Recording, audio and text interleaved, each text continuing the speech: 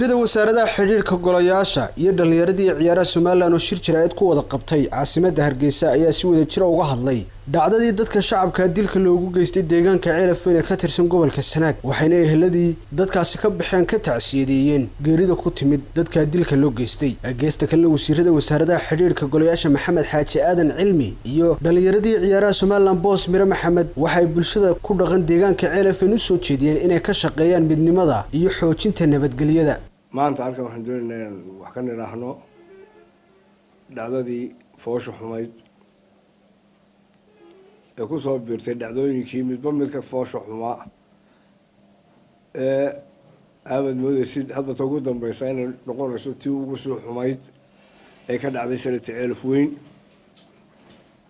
ummadaas wax alla waxay ku dhimatay iyo wax lagu dilay midna lama garanayo halkaa waxaa dhintay iminka marka maca dhaawacyadii lagu daro 4 hablood iyo 3 nin ilaahay waxaan uga baryaynaa cid alla intii dhimatay inuu jannatul firdaws ka waraabiyo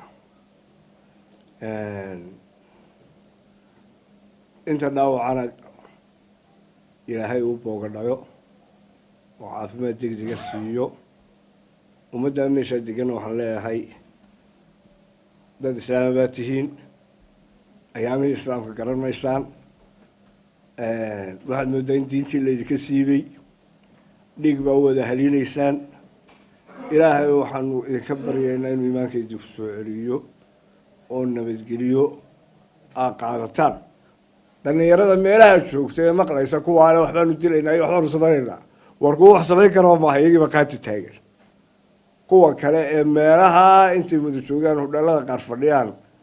qaarna daaraha dhaadheer oo fooqyada ku jiraan ee dabka shidiyana waxaan leeyahay ka daaya ummadda waxaana ku qadaan masaakiinta ah if aakhiro mid waxba ka faa'iidi maysaan waxaan tacsi u dirayaa dhammaanba dadkii ku geeriyooday ama ku dhaawacmay shilkii dhacay ugu dambeeyay Ceelafweyn waxaan ilaahay uga baryayaa wixii dhaawacana in ilaahay bogsiyo